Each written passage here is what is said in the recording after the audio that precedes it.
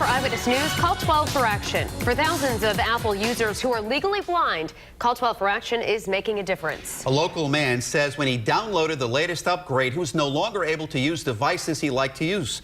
When he couldn't get any straight answers from Apple, he called problem solver Susan Hogan to find out why.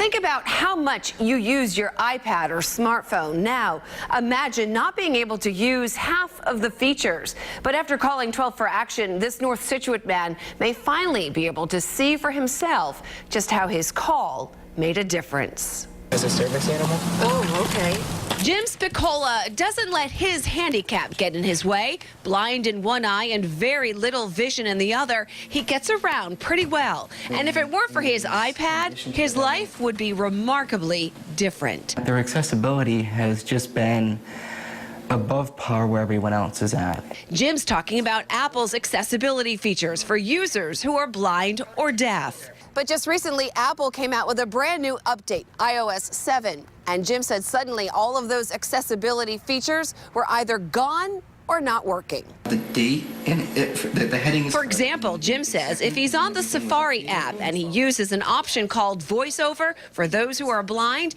it causes the app to crash. We have here the heading that is cut off. And the option that allows you to adjust text size, Jim says it doesn't work. The text actually runs off the screen or disappears completely. And for Jim, who's trying to find employment without his iPad, it's literally crippled his search. I tried reaching out to Apple, going through the proper channels, and it didn't work. And I wasn't sure where else to turn, Susan.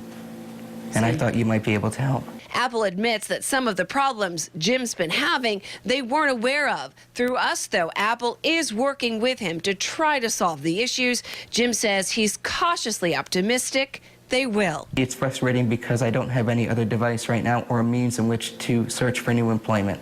As someone who is disabled, I want to be gainfully employed, and this was the means in which I was able to do that. Apple is continuing to work on its issues with the accessibility features, and they're still working with Jim and us to get the problems sorted out. And if you have a consumer problem you need help solving, contact our Call 12 for Action Center Monday through Thursday from 11 until 1. Hotline 228-1850, or if you're interested in becoming a Call 12 for Action volunteer with me, you can call that same number you see right there on your screen. I'm problem solver Susan Hogan, Eyewitness News.